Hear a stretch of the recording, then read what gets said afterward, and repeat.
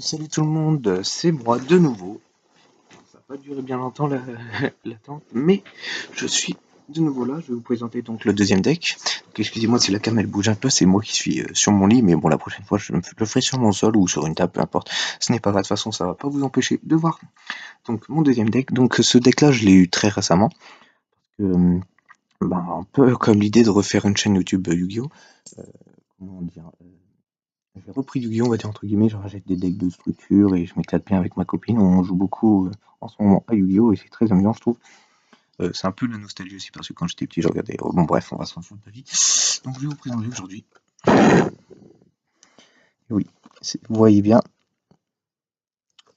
la saga of Blue Eyes White Dragon. Bon, le deck il est en anglais, c'est un import anglais. Mais bon, vu ce qu'on comprend en anglais, ça ne me dérange pas. Je pourrais vous faire la traduction. Dans tous les cas, vous inquiétez pas. Bon, je vais pas vous faire la traduction tout de cas parce que ça va prendre vraiment beaucoup de temps.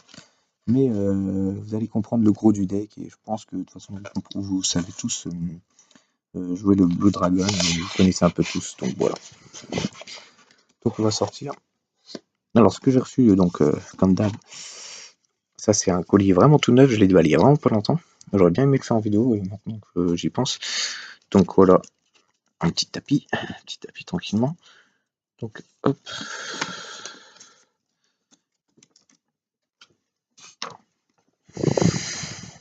Donc voilà, il est très sympa. Vous voyez, hop.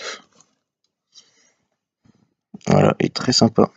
Hop, je vais passer mes lunettes dedans, excusez-moi. Donc voilà, après avec un petit manuel, les petits trucs de base avec les cartes écrites sur la boîte. Donc la boîte elle est là, voilà, il y a tout qui est écrit. Blue Eyes White Dragon, Habit Dragon, Alexandrie Dragon, voilà, et ainsi de suite, et ainsi de suite. Donc je suis très content de l'avoir reçu parce que c'est vraiment un deck que j'ai vraiment voulu avoir. Jouer un Blue Dragon, c'est vraiment un Blue Eyes White Dragon, c'est vraiment un petit peu mon rêve de gosse, on va dire entre guillemets. J'ai toujours été plus du côté Seto Kyugi. On va dire un peu l'antagoniste plutôt que le protagoniste. Donc je vais vous présenter un peu aujourd'hui les cartes. On va commencer par les cartes pièges, bien sûr, comme la vidéo d'avant. Attendez une seconde. Carte piège, magique et monstre pour terminer. Alors je sais que les autres youtubeurs que j'ai regardés qui font pas dans cet ordre là du tout, mais moi je le fais. Alors, nous allons commencer avec Compulsory Evacuation Device. Donc en gros, vous ciblez un monstre sur le terrain et il retourne dans la main du propriétaire. Hop, champion vigilance. Si vous contrôlez un monstre de niveau 7, vous pouvez bien voir que c'est en anglais, hein, c'est pas moi qui mytho, regardez. Hop, c'est bien en anglais. Je vous fais la traduction, vous inquiétez pas. If you control, en gros, si vous contrôlez un monstre niveau 7 ou plus normal monstre, donc en gros, c'est les monstres, vous savez, sans effet, et les toutes premières.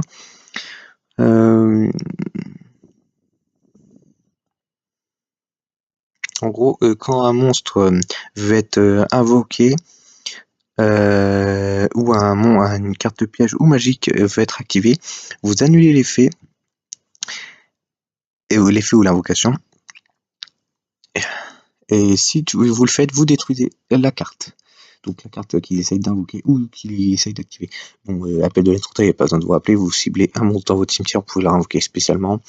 Damage condenser, quand vous subissez des dommages de dégâts, des dommages de combat, vous pouvez vous défausser d'une carte, invoquer spécialement un monstre depuis votre deck avec une attaque moins ou égale au point de dommage que vous avez subi et en position d'attaque. Face recto. Kunai with Chain. Bon, celle-là, j'avais pas bien lu la dernière fois, donc vous pouvez activer un ou plusieurs effets simultanément. Quand un monstre adverse déclare une attaque, vous ciblez le monstre et vous changez sa position d'attaque en position de défense. Du coup, vous pouvez et deuxième effet, donc vous pouvez cibler un monstre que vous contrôlez et qui discard ce target. Et, en gros, vous le ciblez et vous pouvez gagner 500 points d'attaque sur le monstre que vous ciblez.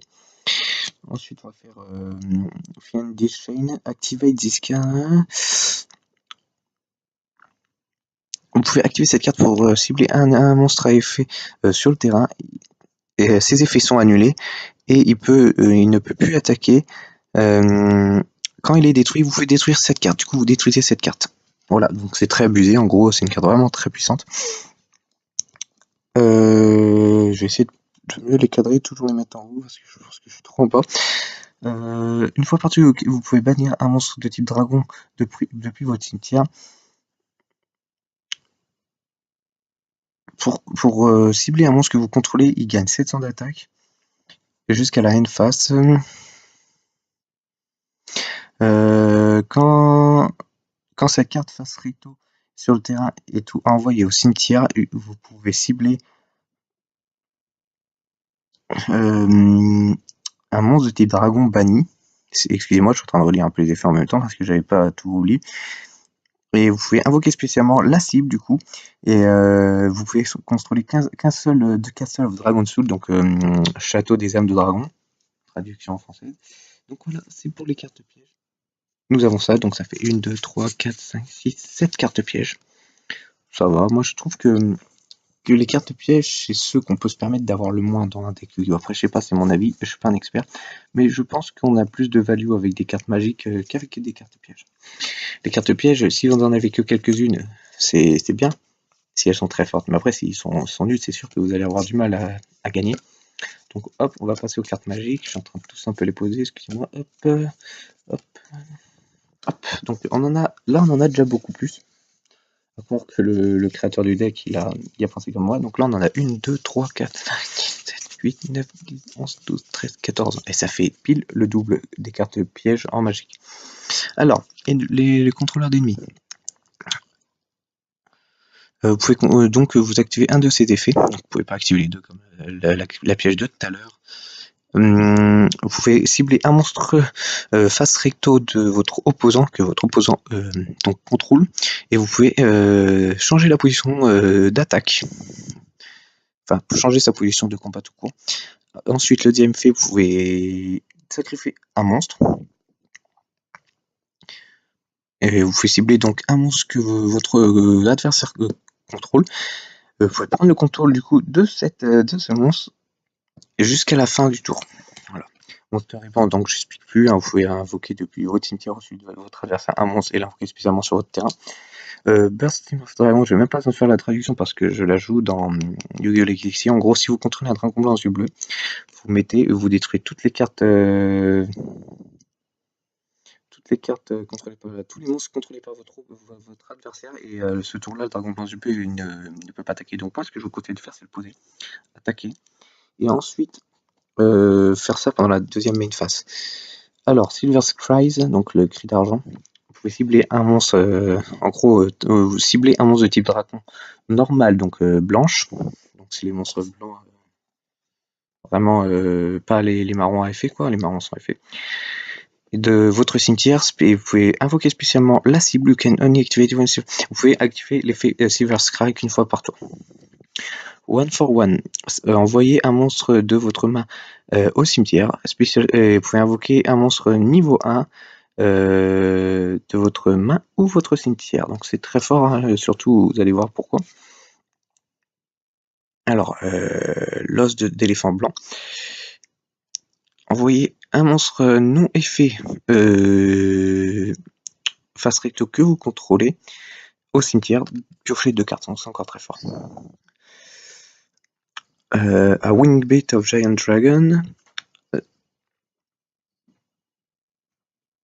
Donc vous pouvez renvoyer un monstre de niveau 5 ou plus de type dragon que vous contrôlez à votre main, et si vous faites ça, vous détruisez tous les magiques et pièges sur le terrain. Attendez, excusez-moi, il y a mon chat qui... Excusez-moi. Hop, caché.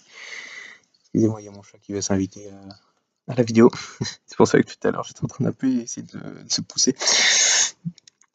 Alors,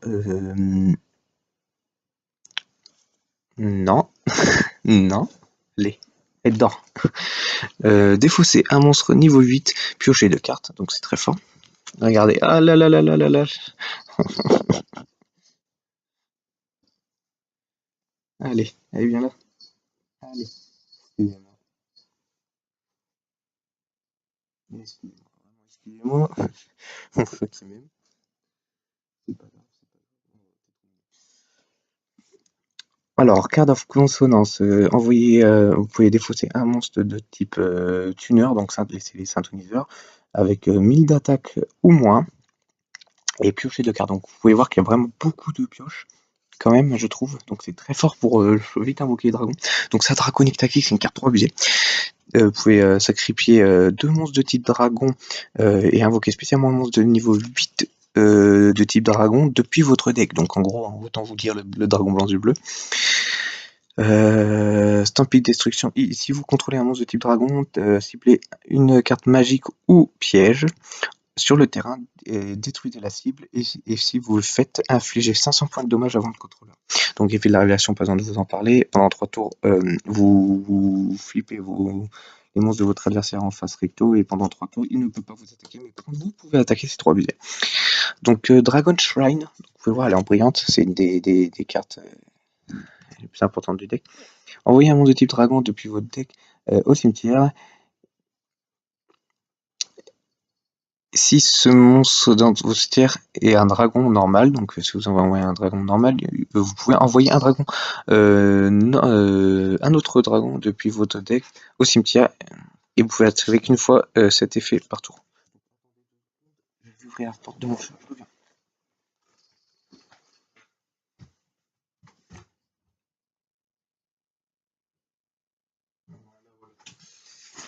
Excusez-moi, mon chat il vient de se réveiller et il est un petit peu. Il est parti aller boire un coup, je crois. Alors, bourse des âmes, donc pas besoin de vous expliquer. En gros, vous voulez faire une invocation sacrifice. Donc, je vais vous l'expliquer comme moi je la joue. En gros, vous voulez faire une invocation spéciale, ou enfin un sacrifice. Et ben, vous avez qu'un monstre, vous en avez besoin de deux. Ben, vous mettez bourse des âmes. Vous prenez un monstre de l'adversaire, vous prenez le vôtre. Et hop, vous faites le monstre, l'invocation sacrifice en deux monstres. Après, s'il en faut trois, ben, il en faudra deux sur votre terrain. Parce que sinon, c'est trop abusé si vous pouvez en prendre deux sur le terrain adverse. Voilà, voilà. Hop, donc on va passer ensuite au monstre. Et après, on va passer aux deux cartes les plus importantes du deck, du coup. Donc les monstres sont trop abusés, hein, je vous explique pas, c'est un truc de ouf. C'est vraiment très fort. Alors, on va passer par la carte la plus longue à traduire. Donc Rider of the Stormwinds. Donc en gros, le Rider, c'est le pilote, un peu le. Bah bref. Donc de la tempête de vent. Vous pouvez cibler un monstre de type dragon normal. Vous pouvez équiper cette carte. Donc sur un monstre que vous contrôlez du côté de votre terrain, vous pouvez équiper cette carte à la cible. Si ce monstre est équipé, si en gros, si vous équipez ce monstre, le dragon qui est équipé de cette carte, si elle attaque un monstre en position de défense, il va infliger des dommages de dégâts perçants et à votre adversaire. Et si le dragon que vous avez équipé avec cette carte va être détruit, vous pouvez détruire cette carte à la place. C'est très puissant. Ensuite, alors Honest, personnellement, j'ai pas envie de vous l'expliquer parce que je ne sais pas trop pourquoi elle est dans le deck, et en plus elle est très longue, et donc je vais pas vous l'expliquer, mais vous devez connaître, elle est jouée dans beaucoup de decks, et bah, je vois, elle n'a aucune importance dans le deck, je trouve, donc moi en tout cas je l'ai pas utilisé une seule fois, donc je trouve que c'est pas du tout utile, et donc je vais pas vous faire la traduction, excusez-moi. Comme ça va vous faire gagner un peu de temps de vidéo, parce que bah, après il faut que ça upload et ça prend du temps. Alors,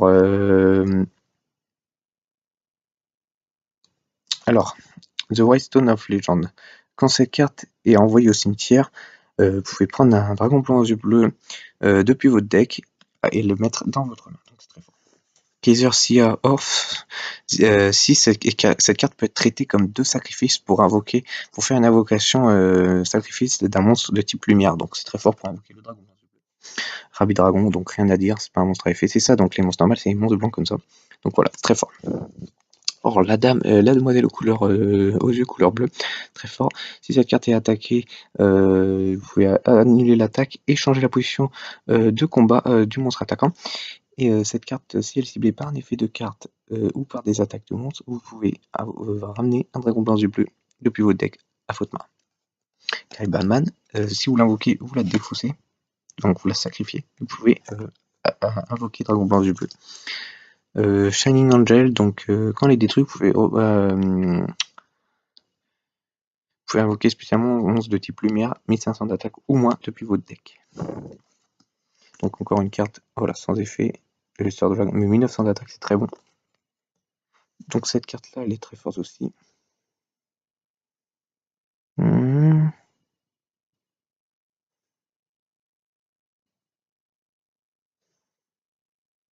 En gros, cette carte-là, elle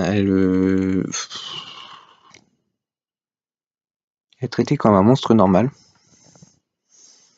Quand elle est sur le terrain ou dans le cimetière,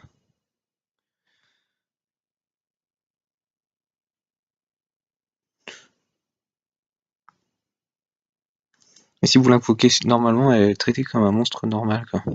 Bah, je vois pas trop l'intérêt, encore une fois. Les effets, ils sont rallonges, et en plus, je vois pas l'intérêt. Celle-là, c'est très forte. Quand elle est sur le terrain, votre opposant ne peut pas activer de carte piège pendant la battle phase. Donc si vous attaquez, vous mettez ça avec le dragon, vous ne pouvez même pas prendre de piège. Donc ça, c'est très fort, c'est une barrière locale. Il a 2000 de défense, vous le mettez en défense. Donc il n'a pas d'effet, mais il est très fort. Alors, Kaiser Glider, cette carte peut pas être détruite au combat par un monstre qui a la même attaque. Quand cette carte est détruite et envoyée au cimetière, vous pouvez cibler un monstre sur le terrain, renvoyez-le à la main. Envoyez la cible à la main. Donc, Alexandrie Dragon, 4 étoiles, 2000 d'attaque quand même, il est très fort. Une fois par tour, Herald of Creation, une fois par tour, vous pouvez défausser une carte et cibler un monstre niveau 7 ou plus ignore Graveyard, donc dans votre cimetière, et envoyer la cible à votre main. Donc Shining Angel, on l'a déjà vu. Diving Dragon Apocryphe. Une fois par tour, vous pouvez défausser une carte, vous pouvez cibler un monstre de type dragon dans votre cimetière et envoyer la cible à votre main. Erratic Dragon Stiffnut. Si votre opposant contrôle un monstre et que vous n'en contrôlez pas, vous pouvez invoquer spécialement cette carte depuis votre main. Cette carte ne peut pas attaquer pendant le tour qu'elle est invoquée spécialement, donc comme ça. Et quand cette carte va être sacrifiée, vous pouvez invoquer spécialement un monstre de type normal monster, donc un monstre de type dragon, type normal, donc comme ce qu'on a vu avant, depuis votre main, votre deck ou votre cimetière. Aussi, son attaque et sa défense passent à 0. Mais bon, c'est quand même très fort. Il suffit de mettre une dame, enfin une dame. Juste pour les effets, des fois c'est très fort, même s'il n'y a pas d'attaque ou de défense. Donc on va passer maintenant aux deux cartes les plus importantes. Donc elle est très belle. Oh là là là là là là. Regardez ça un peu. Le dragon blanc aux yeux bleus. 3000 d'attaque, 2500 de défense. Donc le deck tourne autour d'elle beaucoup. Et nous avons aussi la seule synchro, mais pas des moindres. Donc voilà, c'est très très puissant. Elle est très belle. Le dragon aux yeux azur. Dragon d'argent aux yeux azur. Donc il faut un synthoniseur et un dragon non synthoniseur ou plus de type normal. Quand cette carte est invoquée spécialement, les dragons que vous contrôlez actuellement sur le terrain ne peuvent pas être ciblés ou détruits par des effets de cartes jusqu'à la fin du tour. Jusqu'à la fin du prochain tour, c'est trop fort. Une fois par tour, pendant votre stand-by phase, vous pouvez cibler un monstre normal dans votre cimetière et invoquer spécialement la cible. C'est tellement fort. Et en plus, elle est tellement belle. Donc voilà, c'était la présentation de mes deux decks que j'ai actuellement.